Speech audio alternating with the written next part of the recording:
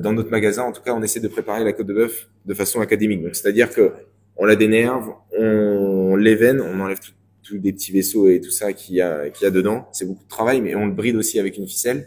Vraiment, comme on apprend, en tout cas pour notre part, à l'ENS.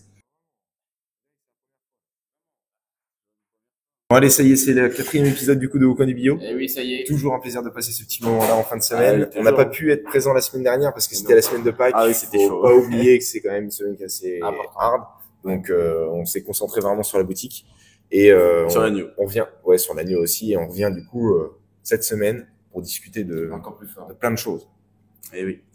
Donc, cette semaine, on va discuter, on va débattre sur comment se passe une semaine en boucherie artisanale. Donc, du début de semaine jusqu'à la préparation pour la fin de semaine, le week-end.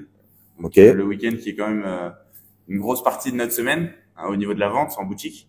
Donc voilà, on va expliquer comment se déroule tout ça. Eh ben, on va commencer par déjà le commencement. Le commencement, c'est le mardi matin, les Mardi gars. matin. Non, c'est le lundi. C'est le lundi. C'est le jour du boucher. Ouais, non mais ça commence le lundi ou le lundi soir. Ah, le lundi, c'est le repos. Non, ouais, c'est le repos. Ça commence le mardi où que le patron il va chercher du coup les bêtes à l'abattoir.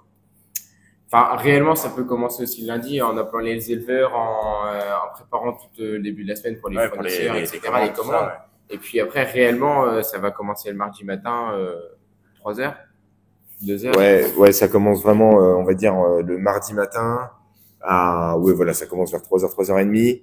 Les premières arrivées, donc on va préparer, on va reprendre déjà tout ce qu'on a dans le frigo, commencer à tout préparer parce que le mardi on repart de zéro. La vitrine est à sec, on a tout conditionné pour le week-end. Donc forcément, faut refaire du cochon, du porc, de l'agneau, du veau. Donc le mardi, c'est vraiment la course en plus de ça.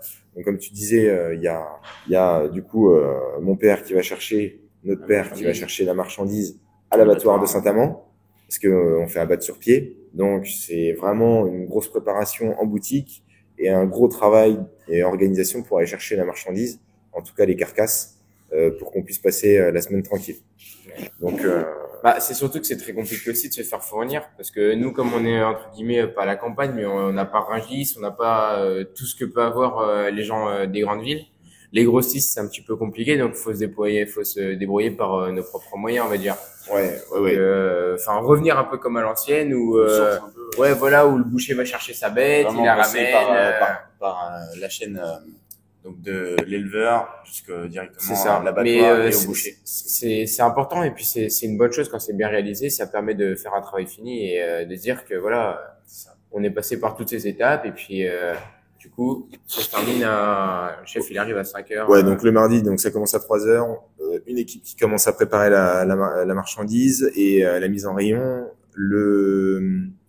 Donc ça c'est plutôt pour ma part. Après ça commence réellement à 5h où il y a les premières arrivées des petits bouchers et du coup pas mardi matin où il arrive à 5h. quand il y a pas de loupé au réveil, c'est ça. Et du coup le retour de l'abattoir se fait entre 5h et 6h. Et là, on commence à décharger, à taper dans le cochon, etc., qui vient tout juste d'arriver. Le sang qui arrive pour toute la partie charcuterie, parce qu'on prend le sang de nos cochons. Donc forcément, on essaie vraiment un maximum de se fournir de nos bêtes, quoi. Donc le sang du boudin, c'est les sangs de nos cochons.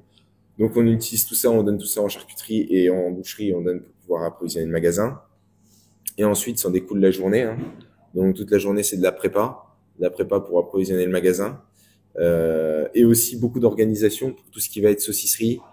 C'est ça. Et anticipation pour la charcuterie. Ouais. Charcuterie, c'est pas les charcutiers qui font le cochon, qui font le cochon. Oui, c'est les boucheries, c'est ça ou c'est les charcutiers. C'est vraiment les charcutiers qui travaillent de A à Z, donc leur cochon.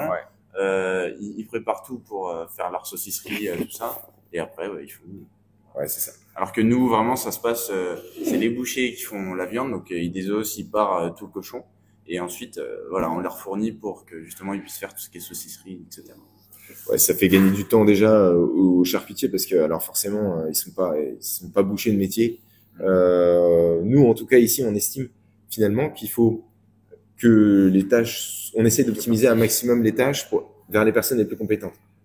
les bouchers, bah, c'est logique, hein, ils ont plus l'habitude avec le couteau démonter, désosser, parer proprement par rapport à un charcutier qui va accélérer plus le travail que les bouchers, avec un résultat qui sera peut-être aussi bien ou peut-être moins bien, mais en tout cas, On ne dénigre pas les charcutiers. Hein. Non mais voilà, encore une fois, c'est Ah, pas, mais c'est oui, pas le oui. métier Ah, mais principal. oui, oui, bien sûr. C'est comme si on met un boucher en charcuterie, bah, tu vas lui demander de faire une terrine, il la Ouais. fera, y a pas de souci. Mais en Aussi combien bien de qu'un temps, charcutier, et en combien de temps, c'est, encore une fois, Ouais. c'est pas le même métier, donc forcément, on essaie de faire gagner du temps là-dessus au charcutier. Et voilà. Donc, pour le mardi, c'est vraiment essentiellement de la prépa pour la mise en rayon et la préparation des préparations charcutières de la semaine. Donc, ça occupe beaucoup. Là, on a tout le monde, généralement. Généralement, c'est comme ça que ça se passe en boucherie. Bah, T'as tout le monde le mardi pour Sauf essayer quand on a de l'école. vraiment, ouais, voilà. Sauf quand il y a des apprentis à l'école. ouais, ça, des fois, ça peut faire un trou quand Ouais. on est tous les deux en même temps à l'école. Mais... Sauf quand on est en vacances à l'école. Et du coup, le mardi, c'est vraiment beaucoup de préparation en boucherie, en tout cas. Après, le mercredi, bah, ça en découle, hein, en fin de compte. Hein. On essaye de continuer à préparer parce que le mardi, ça fonctionne toujours un peu. Donc, après, approvisionner le magasin, anticiper refaire toujours. le plein. Ouais, c'est ça. Anticiper les spécialités le mercredi parce qu'on commence déjà à préparer des spécialités pour changer un peu. Et avec la nouvelle clientèle, c'est vrai qu'ils veulent des choses un petit peu nouvelles. Ça les intéresse, c'est des petites choses qu'un des petites nouveautés, soit avec des goûts différents, des façons de présenter différentes. Donc c'est des petites choses qui sont sympathiques quand même. Ouais. Surtout ce que tu nous as fait cette semaine. On est obligé de faire inventer un peu. Eh ben tiens, tu sais, on va faire un truc qu'on n'a encore jamais fait. On va se lever, on va aller prendre un truc directement en vitrine parce que J'y vais. Je vais vous chercher les croissants. il est parti chercher du coup la petite nouveauté de la semaine. Bon après c'est un truc qui est vraiment classique. Bon, il y a les croissants, mais il n'y a pas que les croissants. Il y a pas que ça. On va montrer directement là-haut. Ouais. Oh, c'est des tests. Encore une fois, c'était la première fois qu'on en faisait. Ça va être amené à être amélioré et du coup bah. Bon, avec la vidéo, je sais pas si ça a bien. On va. Mais du coup, on a nos petits croissants basques. Ouais, c'est ça. Croissant basque. Donc c'est ni plus ni moins que de la pâte feuilletée roulée avec une farce du fromage de brebis au piment d'Espelette et après on a ajouté un petit peu de piment d'Espelette sur le dessus pour rappeler le côté légèrement épicé. Voilà. Et le petit rôti. Et le petit rôti Le du petit coup, rôti de de dinde dinde. extra. Bon, ceux qui devinent ce qu'il y a dedans, ils sont forts. Ouais. Parce que là, c'est... Là, c'est coton. En fin de compte, c'est vraiment escalope de dinde. Et ensuite, à l'intérieur, c'est une mousse de volaille infusée à la vanille. Et dedans, vous avez banane séchée. Et on a fait un insert avec une petite compote de pommes faite maison, légèrement vinaigrée avec une petite gastrique, en fin de compte, qu'on a fait. Et c'est à la banane. Voilà. Extra. Les gens vont sûrement penser que c'est un petit peu fou, mais honnêtement, pour y avoir goûté, Vraiment, ça passe c'est vraiment exceptionnel. Ah, bon. Parce qu'on a avec la mousse, pas la texture d'un boudin, mais légèrement. Et puis avec le petit insert à l'intérieur, donc ça va apporter une petite touche sucrée, salée. En fait, salé, ouais. on n'arrive pas vraiment à différencier ce qui se passe. C'est vraiment à goûter, je pense.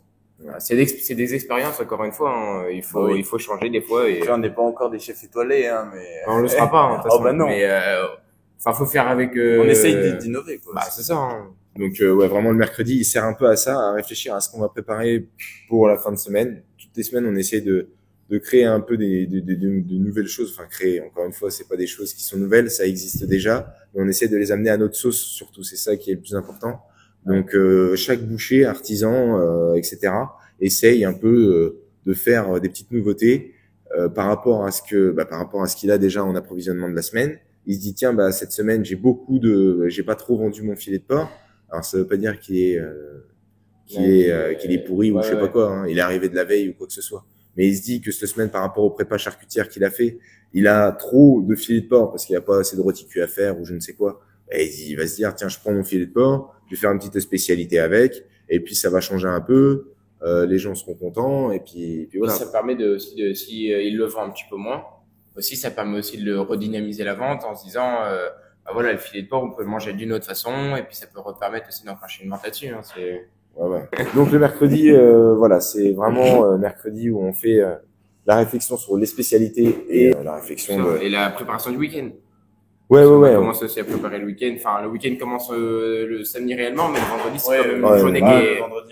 Le week-end, c'est vendredi, parce que les gens sont au week-end le vendredi. Nous, ouais, donc, c'est vendredi, samedi et le dimanche matin aussi, c'est ça. évidemment. Donc, comme les gens peuvent se rassembler aussi le vendredi soir, il faut être prêt, nous, qu'on ait la marchandise en boutique le vendredi ou même le jeudi pour pouvoir les servir. Donc, Tout à fait. Le jeudi, du coup, c'est vraiment le montage et la préparation des spécialités. Là où on passe vraiment le plus de temps à réaliser les spécialités et puis surtout on continue à approvisionner le magasin, etc. Et il y a souvent une deuxième tournée pour la charcuterie en saucisserie et tout ça. Et en fin de compte, après on passe au vendredi. Le vendredi, c'est là vraiment qu'on commence le dur. C'est là que les gens sortent. En plus, voilà, ça dépend sur l'axe passager ou si vous êtes dans un centre-ville, etc. Mais les petites boucheries artisanales, on est souvent en centre-ville. Nous, on était en centre-ville, on s'est expatrié du coup vers la sortie de notre ville. Donc là, on est plus en agglomération, on va dire. Et du coup, vu qu'on a énormément de passages, les gens s'arrêtent en sortant du boulot le vendredi. Ouais, du coup, on est sur un axe vraiment passager. Le vendredi, c'est très important. Donc, si vous êtes aussi sur un axe passager, il faut quand même prévoir beaucoup de choses le vendredi. Les gens sortent du boulot, ils se disent qu'ils vont rentrer à la maison, ils n'ont pas envie de ressortir le week-end, de profiter un maximum maintenant de leur week-end. Depuis le Covid, ça a énormément changé les mentalités. Le vendredi, avant, on travaillait, mais pas tant que ça. Enfin, si, on travaillait quand même beaucoup, mais beaucoup moins que maintenant. Parce que maintenant, le vendredi et le samedi, finalement, c'est assez kiff-kiff au niveau du chiffre d'affaires. Donc, et puis il y en a qui ont des semaines de 4 jours de travail.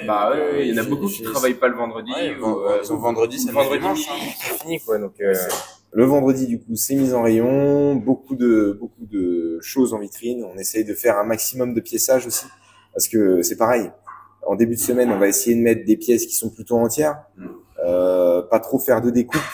On va faire essentiellement ce qui se vend le plus. Donc, ça va être les côtes de porc, les scalpes de dinde, etc. Tout ça, c'est déjà coupé pour faciliter la vente, la rapidité et montrer aussi aux gens. Parce que quand tu mets en rayon comme ça, découpé, ça montre aux consommateurs finalement que il y a quand même un certain débit. Mais que tu vas vendre tout ce que tu as coupé, quoi. Ouais, voilà, c'est ça. Et pour les gens, ça a un côté rassurant. Ils disent, c'est frais, ça veut dire, les gens, c'est une boutique où ça tourne un peu, etc. Donc, c'est toujours important d'avoir un tout petit peu de découpe pour montrer ça aux gens.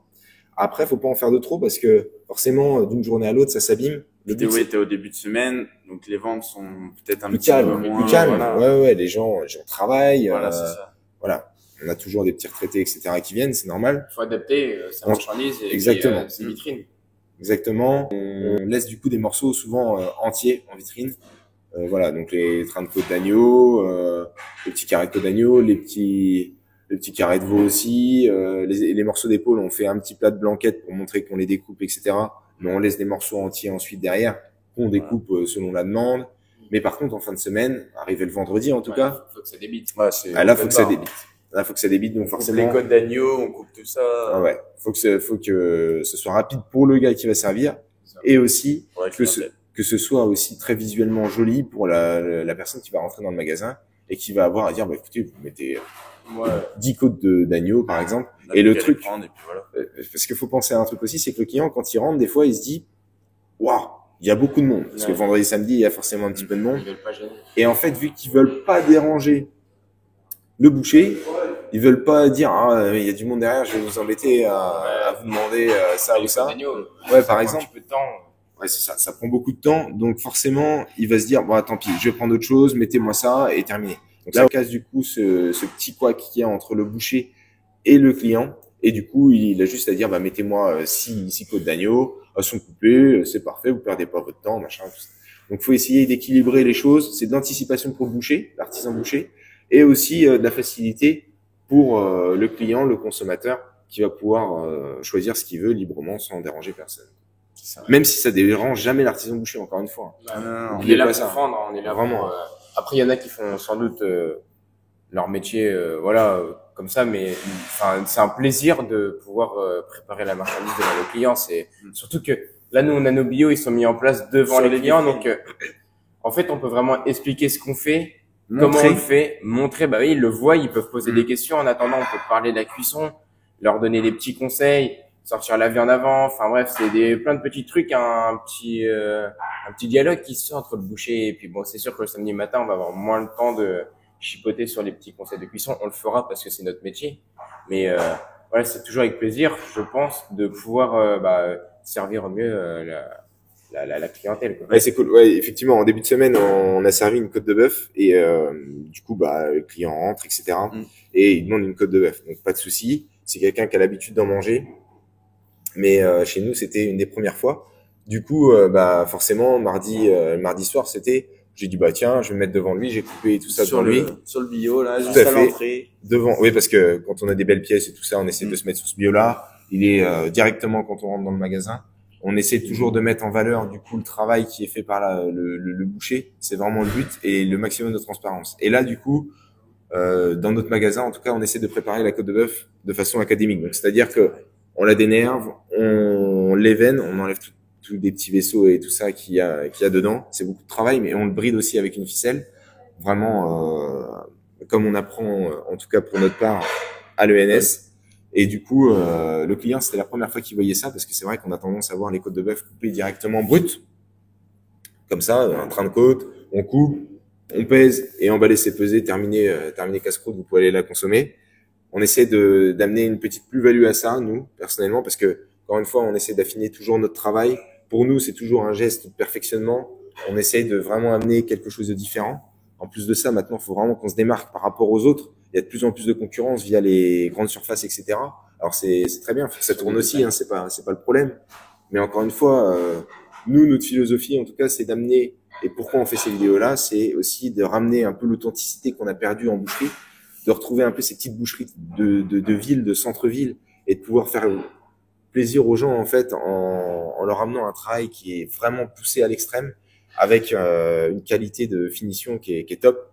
Donc c'est pour ça qu'on fait le travail de la côte de bœuf comme ça, du dénervage à l'événage et au bridage. Parce que ouais, sur une côte de bœuf qu'on prépare comme ça, il y a vraiment tout à manger. Il y a rien à acheter, C'est super. Il y a que dalle à acheter parce que toujours. On va se régaler. Moi je vois il y a des gens ils me disent ah mais il y a le nerf et tout, c'est dur après. Il y a plein de déchets sur le bord de l'assiette. Généralement c'est bête à dire mais c'est souvent comme ça. Vous faites un barbecue, vous faites une côte de bœuf, vous voyez toujours un reste dans l'assiette qui a. Déjà c'est un produit qui coûte quand même relativement cher. Et pour la personne qui reçoit, enfin voir ça sur le bord de l'assiette, ça dérange toujours. Donc en fait, nous forcément, peut-être qu'elle est plus chère qu'ailleurs, et encore, je trouve qu'on n'est pas très cher par rapport à 4 semaines de maturation. Mais en tout cas, on essaie d'enlever toutes les petites aponévroses, etc., qui peuvent déranger le consommateur. C'est pour ça que le client était très surpris et très agréablement surpris du coup qu'on travaille comme ça. C'est cool parce que pour nous, ça nous paraît logique, mais ça nous fait du bien aussi de l'entendre de temps en temps. Parce que ça nous est tellement banal qu'on fait même plus attention à ces petits détails. Le problème, c'est qu'en fait, ça devrait être ça devrait être global, en fait. Tout le monde devrait travailler comme ça. Malheureusement, après, pas tout le monde, voilà, chacun... mais tout le monde devrait avoir ce petit travail de se dire, voilà, moi ça, ce que vous me dites souvent, ce qu'on me dit souvent, est-ce que tu le mangerais, le nerf? Est-ce que tu le mangerais? Bah, le boucher, il va te dire, bah non, moi je le mange pas. Bah voilà, donc ça veut dire qu'en fait déjà, de un, il le fait payer à son client. Donc bah ça déjà, voilà, ça a rien à voir à faire là, ça a rien à voir sur la côte. Et puis, bah c'est quelque chose qui va pas être mangé. Donc ça a aucun apport gustatif. Ça va finir pour le chien ou pour celui qui veut, mais dans tous les cas, ça sera pas mangé par l'humain. Et puis bah Pour le compost aussi, ouais. ouais, c'est ça, Parce que mais maintenant, c'est dommage. Ah ben, c'est tu payes un truc que tu vas pas consommer. Bah, c'est ça. Donc forcément, il y a des endroits où tu vas l'avoir moins cher, ce qui est normal. Ils vont gagner du temps parce que forcément déjà t'enlèves la main d'œuvre Bah, dessus. ça prend du temps. Hein, Parce que préparer une côte de bœuf comme ça, bon, après, pas... ça dépend de la personne, mais t'en as pour 5 bonnes minutes. C'est du temps que tu passes pas ailleurs et forcément ce temps-là, bah, l'entreprise ça coûte de l'argent, Bah donc oui. forcément ça se rémunère aussi. Et donc du coup ça dépend purement de la philosophie de la boutique, et de la grande surface et du boucher. Voilà, parce que bon après encore une fois, il y a des bouchers qui sont en grande surface qui ont un travail qui est très fini. J'en ai jamais vu encore qui l'a préparé comme ça en grande surface. Non. Heureusement. En tout cas, mais c'est surtout que à mon avis au niveau de la hiérarchie ça doit pas plaire. Ouais, mais non, parce que la marge est moins c'est bonne. ça. Il y en a qui laissent la vertèbre. Hein. Ouais, il y en C'est a qui fou. laissent la Et vertèbre. vraiment, ils coupent Et ça, et ça ils mettent. alors ça peut être une stratégie commerciale aussi en se disant, bah du coup, ils peuvent avoir ce produit-là à un coût moins élevé. Voilà, ça peut être aussi une stratégie. Encore une fois, ça dépend de la philosophie que vous avez et dans le magasin, dans le point de vente, etc. Et du travail aussi que vous voulez apporter à votre travail, quoi. Le truc, c'est que, en tout cas, ce qu'il faut se dire, c'est que soit vous amenez une plus-value en poussant du coup le vice à l'extrême et en préparant vos produits de A à Z au maximum, soit vous essayez de jouer un peu à l'économie pour le consommateur et le client, et vous aussi, parce que finalement, tu gagnes de l'argent à t'enlever du travail, moins de main-d'œuvre, plus de temps pour préparer d'autres produits. Et du coup, voilà, c'est un choix à faire. C'est un choix, certes. Sauf que les clients qui ont été habitués comme ça, comme le monsieur qui est venu mardi, et ben, le jour où il voit le travail réel d'une côte de bœuf, et ben, il s'en rend compte. Parce que là, il l'avait vraiment en face. Du coup, c'est Maxime qui a préparé la côte. Et vraiment, il était... Bah oui, c'est là que, en fait, on voit la marge qu'il y a entre le vendeur de viande, il va couper la viande et puis il va la mettre dans le paquet, il va peser, et le boucher, qui lui va essayer de travailler, va essayer de la remettre en valeur, alors que c'est déjà une pièce qui est noble, la côte de bœuf, mais toujours essayer d'aller rechercher sa petite note pour que le consommateur, il puisse dire, là, ok, alors, j'ai soit payé plus cher ou soit le même prix, mais par contre, ça le vaut, quoi. Dans mes invités, j'étais fier de poser la côte de bœuf et puis qu'elle se tienne, que ça soit pas une machine toute molle, que ça soit... Parce que justement, ce client qui est venu mardi, donc j'ai eu le retour de son fils hier, et vraiment, il nous a dit que gustativement, c'était exceptionnel. Bah oui, avec 4 semaines. Et que vraiment, il y avait tout à manger et que c'était... Voilà, pas de déchets. Voilà. Ils ont parlé justement, son père lui a parlé de la méthode, de comment il avait fait, Maxime, la côte. Il a dit que vraiment c'était beau à voir en plus. Bah c'est un art. Enfin, voilà, c'est satisfaisant pour l'œil, quoi. Ouais. Mais donc c'est vraiment une plus-value qu'on amène aux consommateurs. Il faut qu'il en soit conscient et il faut aussi qu'il prenne en considération sur la note finale, parce que forcément ça a un coût. Après, nous, le but de ces vidéos, etc., c'est d'être transparent avec vous. Donc, nous, on la vend 90. Voilà, ça donne au moins une marge de comparaison pour vous, les différents bouchers ou même le consommateur. Nous, c'est simple, on a le même prix pour la côte de bœuf que l'entrecôte. Après, il faut savoir qu'on les travaille un peu différemment. La côte de bœuf, ce qu'il y a, c'est qu'il y a beaucoup de travail, le travail de bride, etc. C'est des pièces qui sont nobles. L'entrecôte, on la travaille un peu différemment. Donc ça, on pourra revenir dessus. Mais non, mais c'est bien de la mettre au même prix parce que il y a tout à manger sur une entrecôte, un petit peu moins de travail, alors que sur une côte, il y a tout à manger aussi, mais il y a quand même la partie d'os. Que le client, elle va pas le manger, mais elle est comptée dans le prix. Donc c'est pour ça que, comme c'est un produit qui est encore un petit peu plus demandé, normalement ça devrait être soit augmenté en prix ou autre chose. Ouais, après avec l'os on régule un peu. Il y a un truc qu'il faut se dire aussi, c'est que encore une fois, là on parle de notre entreprise. Il y a beaucoup de il y a une façon de voir et à se dire que pour le coup les entrecôtes, nous quand on a des côtes de bœuf, il faut se dire que l'hiver on vend moins de côtes de bœuf, très clairement. Du coup, on vend plus d'entrecôtes parce que les gens sont moins nombreux à recevoir, ils font moins de barbecue, en tout cas pour la plupart, même s'il y a toujours des petits gueulards extra. ça c'est bon ça. Mais ce qu'il faut se dire, c'est que l'hiver on vend plus d'entrecôtes que de côtes et du coup ça régule un peu aussi le marché en se disant que l'été, les gens, nous, il n'y a pas d'entrecôtes. Finalement, au magasin, on ne propose pas d'entrecôtes parce que vu qu'on garde tout pour les côtes, forcément, il y a un moment, il faut faire un choix. C'est soit tu vends des côtes et tu vends pas d'entrecôtes, soit tu vends des entrecôtes et tu vends pas des côtes. Alors nous, l'été, c'est simple, c'est faux filet rhum steak. Entrecôte, non, ça sera basse côte. Et puis pas le rond sinon, pas le rond à griller, etc. Voilà. Pas le rond tout énervé. Mais dans tous les cas, si vous avez une démarche carcasse comme ça, vous êtes obligé de faire des choix. Encore une fois, il faut, c'est un peu cru, mais il faut dresser sa clientèle. Sa clientèle, en fait, c'est vous qui allez devoir l'amener, de faire comprendre à votre clientèle comment est-ce que vous fonctionnez. Pourquoi est-ce que vous faites comme ça? Pourquoi est-ce qu'il n'y a pas d'entrecôte? Pourquoi est-ce que vous avez pas plein de côtes? On est quand même un magasin nous, qui draine un petit peu de monde. Et les gens, des fois, arrivent le week-end et ils se disent je voudrais une entrecôte. Vous êtes combien? Vous êtes 4. Écoutez, déjà, nous, nos côtes sont toutes réservées, on est désolé. Mais on peut vous proposer une autre pièce très sympa. C'est ça. Une pièce de rhum steak à griller.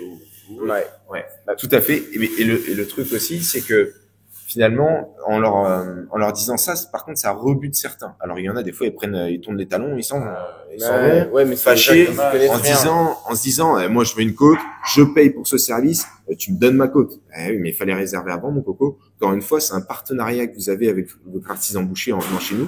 Encore une fois, c'est pas des tomates, c'est pas des courgettes, c'est pas tout ça, c'est vraiment un produit vivant. On travaille vivant. Et puis il en a pas une de plus. Voilà, c'est ça. Il y a une bête entière, on la respecte, on la passe entièrement. Pour notre part, en tout cas. Après, si vous faites du rachat, etc., c'est vrai que vous pouvez vous ouvrir le champ des possibles et dire, bah, tant pis, on prend 10 carrés de côte pour le week-end, 3 carrés de côte pour le week-end, en secours, et on vend des côtes à tout va. Ouais. Ça, encore une fois, c'est une démarche qui vous est propre. C'est une autre méthode. Mais de sauf travail. que la clientèle, elle sait pas comment ça se passe. Ah, ouais, c'est ça. Elle sait pas de travail. Elle va voir, elle va dire, bah, regardez, avec toute la viande que vous avez, vous pouvez pas me donner une côte. Ouais, c'est ça. Ouais, c'est ça. C'est ça, non, mais Tout à alors que, bah, il y a le travail de maturation, il y a le travail de tout ça, et, Écoutez, nos bêtes, là, pour l'instant, bah, nous, on a d'autres pièces déjà qui sont prêtes et destinées bah, ouais. à ça, parce que la côte, c'est bien, mais il n'y a pas que ça, vraiment. Bah, non, vraiment pas. Vraiment pas. Et du coup, bah, c'est vrai, quand ils voient ça, ils se disent, bah, tiens, Bah, finalement, vous mettez un il bout y a de ces celle-ci, côtes, là. il se fiche un peu de moi, le gars, là. Mais non, en fait, c'est juste que là, on les garde vraiment 4 semaines. Et il faut faire comprendre ce travail-là. Et Ouais. si vous voulez une côte, bah, écoutez, il n'y a aucun problème. Vraiment, il n'y a aucun souci. Essayez de le prévoir 3, 4 jours avant, en tout cas en période estivale, là où c'est vraiment le plus demandé. L'hiver, vous pouvez venir, il y en a quasiment Bah tout. oui. Mais il faut savoir que voilà, faut toujours anticiper un petit peu. Et si c'est du dernier moment, bah écoutez, faites confiance à votre artisan. Et là, C'est ça. il y a plein de pièces. L'artisan, il est vraiment fait pour ça. Vous conseiller, vous orienter et avoir un maximum de valeur ajoutée, encore une Ouais. fois, à votre barbecue. Parce que c'est lui qui va vous faire transmettre les émotions de la viande et que vous allez pouvoir faire transmettre à votre barbecue ou votre repas de famille du week-end. C'est ça. Mais encore une fois, tout ça, ça doit venir du boucher. C'est lui, enfin, le client fait le pas en avant en venant dans la boucherie. Et après, c'est au boucher ensuite Le de boucher déballer. s'adapte, il adapte ce qu'il a avec son client, ce qui arrive pour les deux, quoi. Bah, c'est ça. Faut trouver l'entre-deux pour que le client soit satisfait et qu'il revienne. Et puis que le boucher soit satisfait de faire une belle vente et puis de mettre tout ça, sa viande en valeur pour que ensuite le client soit satisfait. Et moi, je voulais revenir parce que je trouve quand même on a un avantage d'avoir une chambre froide comme ça.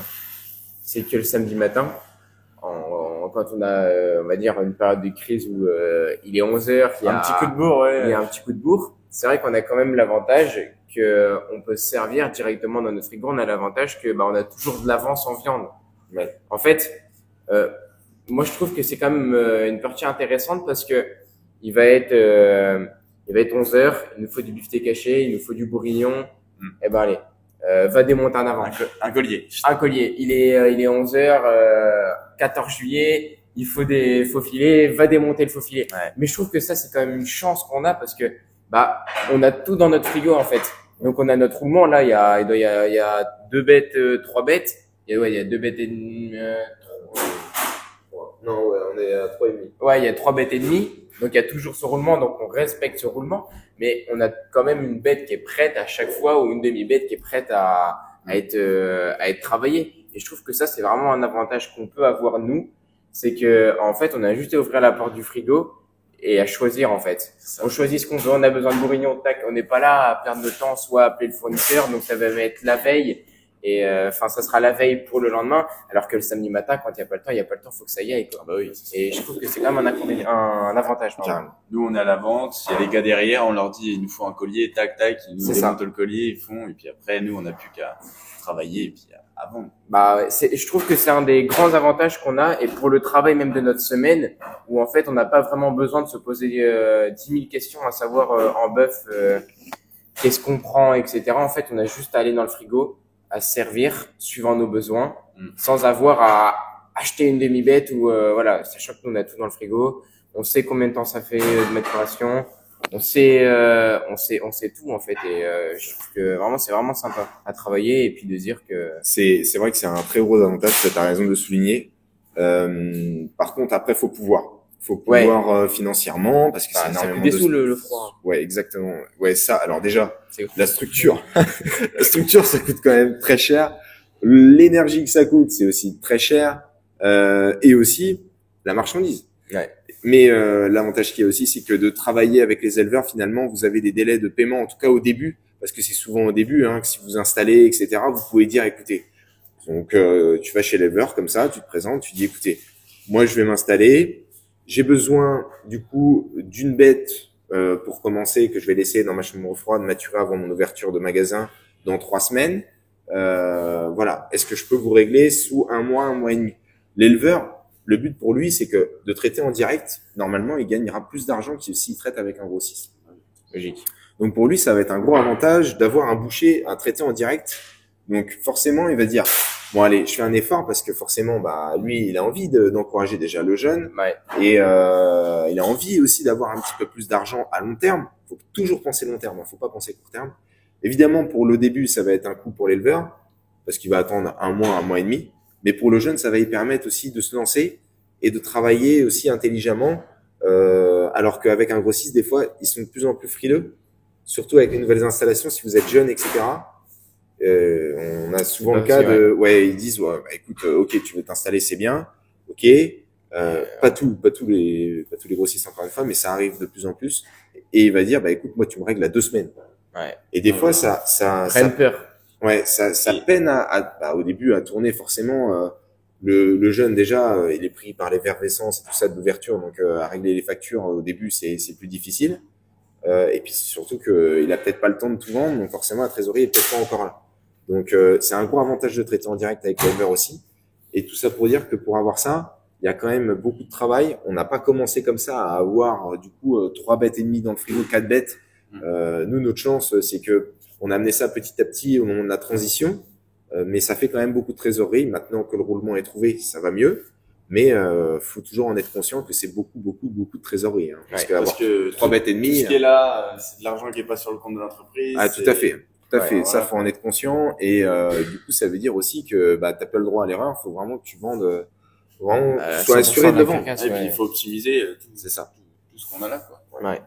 C'est ça. Et c'est surtout que pour le coup, ce qui est très bien, c'est que, comme disait Robin, on a tout sur place. Et de se dire aussi que les clients peuvent voir ce qu'ils vont consommer les semaines prochaines, les semaines à venir, les bêtes, la quantité de gras, etc. Si le client il rentre et qu'il voit qu'elle est très persillée et tout, il va dire justement, mettez une de côté. On parlait de la réservation, bah tiens, mettez-moi-en une de côté. Pour dans 2-3 semaines. Ouais, voilà. Et en fait, c'est de la transparence à état pur. Travailler des carcasses entières, c'est vraiment un réel plaisir. Vous mettez votre savoir-faire et le savoir-faire de l'éleveur en avant. Et c'est ce qui fait aussi la beauté du métier en soi. Et puis justement, je reviens sur le jeune là, mais justement, s'il laisse pareil un mois, un petit mois et demi dans son frigo, et que du coup l'éleveur attend que l'argent rentre pour lui, bah justement le jeune va pouvoir vendre sa carcasse, donc il aura eu sa rentrée d'argent et pourra payer tranquillement l'éleveur, quoi. Et puis après, au final, si ça marche, etc., Ouais, il reprendra 2, ce qui fait que l'éleveur sera encore plus content, et puis au final, il aura gagné. L'éleveur sera content parce que lui, du coup, ça lui écoute ses bêtes et il fait son business. Et, non, ouais, le mieux, c'est de régler au plus vite parce qu'au moins, vous savez où vous en êtes déjà dans votre trésorerie, parce que c'est le bordel sinon. Faut que les roues elles tournent quand même. Parce oh là là, j'ai 6 bêtes à payer, oh mon Dieu. Il n'y a plus rien là. Aïe. Non. C'est des petits moments rigolos, mais. Faut faire attention. Ouais. Mais je sais plus qu'on est. On reprend. Ouais, ça y est, on reprend. On a été un petit peu interrompu. C'était parfait d'ailleurs. Et non, mais faut se dire un truc aussi, c'est que là, on parlait quand même des jours, comment on travaillait, on s'est vraiment éparpillé. Ouais. C'est l'avantage. C'est bien. Mais je pense que sur les 4 vidéos qu'on a fait, il n'y en a pas une où on parle d'un sujet et qu'on arrive à être comme ça. On est obligé de faire des. On est parti sur complètement autre chose. Mais c'est marrant parce que c'est des sujets qui sont intéressants aussi. Donc ça parle vraiment il faut qu'on en parle. Du quotidien, quoi. Pour le coup, on était au samedi. Donc là, on a dérivé un peu. On s'est éparpillé parce que c'était vraiment important. On reviendra sur les différents points qu'on a déjà évoqués, mais plus approfondis. Et pour le coup, le samedi, donc c'est généralement la plus grosse journée de la semaine. Là, on fait aujourd'hui d'ailleurs. Hein, c'est génial. Ouais, c'est tout à l'heure. Là, il y a déjà du monde sur le parking. C'est là où on fait le plus de chiffre d'affaires dans la semaine. Et c'est là où, en fin de compte, tu vas à la vente et tu prends un kiff total parce que ton but, c'est de tout vendre. Et le but, c'est d'en jouer avec les clients qui prennent un bon moment. Eux, c'est leur temps libre. Faut pas le gâcher. Donc, pour pas le gâcher, il faut qu'ils dépensent leur argent, mais qu'ils se sentent utiles à dépenser leur argent. Donc, qu'ils repartent avec de la marchandise et qu'ils repartent avec le sourire. Déjà, ça, c'est tout gagné pour nous s'ils repartent avec le sourire. Donc, forcément, le but, c'est de véhiculer ça pour l'artisan. Donc, il prend l'argent, mais il donne la marchandise et il donne le sourire. Ça, c'est vraiment indispensable. Et pour le coup, après, le dimanche, bah, c'est simple, hein. T'arrives, tu prends ce que t'as pas vendu le samedi. Alors, attention. Ouais. Parce que. Il y en a qui vont dire, non, mais à chaque fois, on voit ça, c'est que, on reprend la remballe et puis on remet ça le dimanche. Non, encore une fois, il y a un roulement qui est fait, c'est pas, c'était encore mangeable. Mais le but, c'est de se dire, le dimanche, en fait, tout ce qui me reste, du coup, faut que ça parte. Je le travaille de façon à ce que j'ai plus rien. Le dimanche, faut finir à sec. Parce qu'il y a À le sec week-end de chez derrière. sec. Mais, ouais. Parce que t'as le week-end derrière, et le week-end, la viande, elle aime pas ça. Même si elle va tenir, c'est pas le problème, mais elle aime pas ça. Et le but, c'est que le mardi, t'arrives et tu repars sur du propre. C'est comme si le week-end, en boucherie, tu prenais une douche. Voilà. Le dimanche, hop, le lundi, ça sert de douche. Et le mardi, tu C'est repars pas à mal propre comme exemple. et terminé. Je sais pas, j'ai trouvé que ça en tête. Mais en Non, tout mais cas, c'est ça, hein, dans la logique, dans la des logique, choses, c'est ça. Tu redémarres le mardi, tu repars sur du propre, tu recommences tout. C'est un cycle, hein, c'est cyclique. Hein. Mais je veux dire, faut un maximum tout vendre pour pouvoir repartir à propre et pas dire le mardi, Ouais, ah, c'est qu'est-ce ça que qui je vais est- faire de ça, Ouais, c'est pas beau ou allez dans le bac à chien, terminé, on n'en parle plus. c'est ça. Et puis là, tu comptes les pertes et là, tu te dis, bah faut payer l'éleveur. Ça, Et ça, puis- ça, Et là- faut pas que ça existe. C'est ça. Et puis c'est là qu'on en vient encore une fois où c'est qu'on travaille un produit vivant qui mûrit.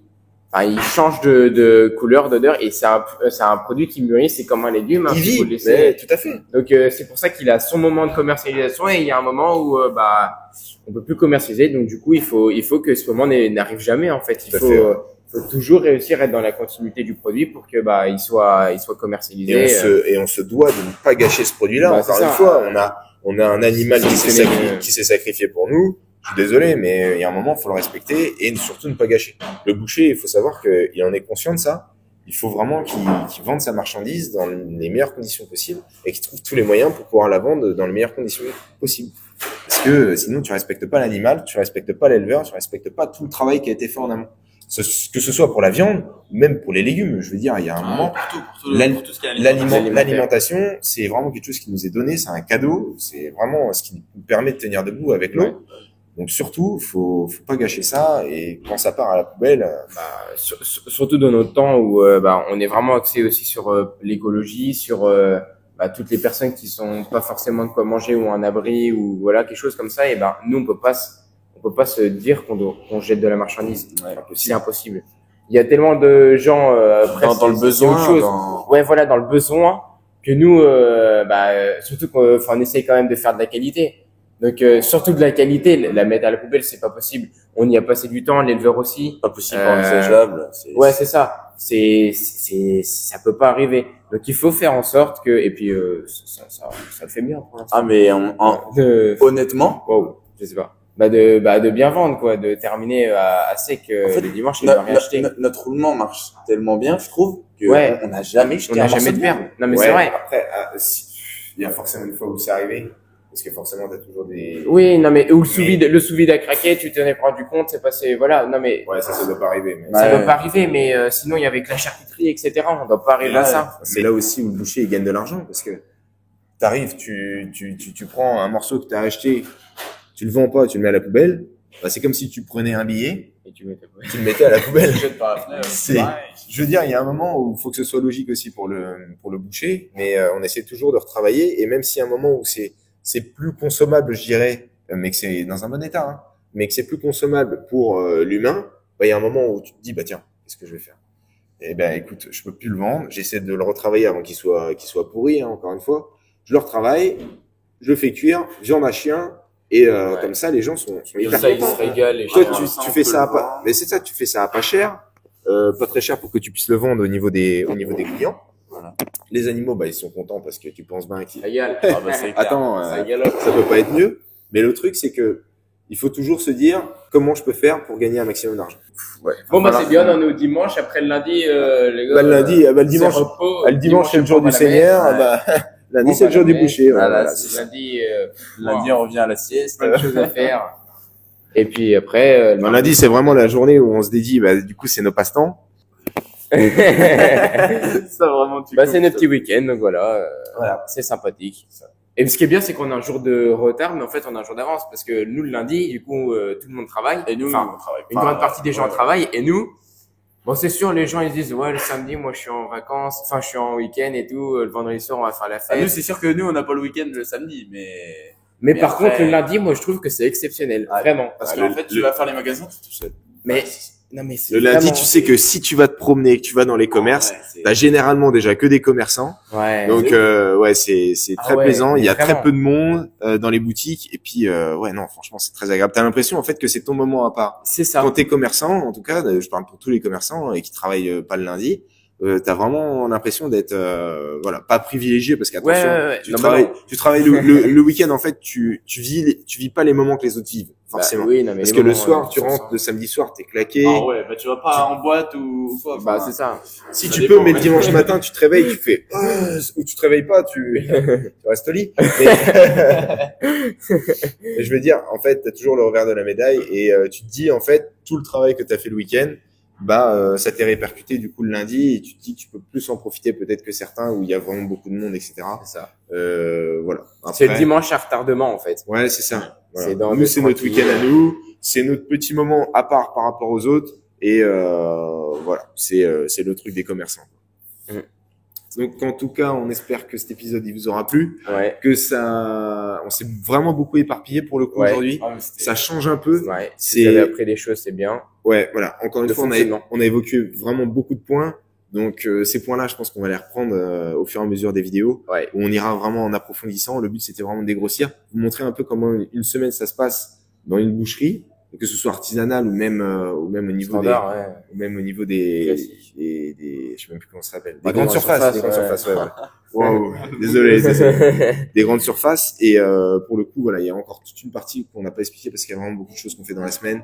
L'appel avec les éleveurs, Ouais. les visites aux éleveurs, les vidéos qu'on tourne, etc. Pour notre part, il y a des pour tout ça. ouais, c'est Bah, ça. c'est Il y a ça. des bouchers qui vont à Rungis tous les jours, tous les matins. Ouais, Encore une fois, c'est propre à chaque boutique, c'est ça. mais on espère que ça vous a plu et que on pourra développer tout ça dans des prochaines Vidéos. vidéos. Ouais, en tout Ouais. cas, nous, on vous a montré vraiment comment on faisait une semaine classique. Ouais.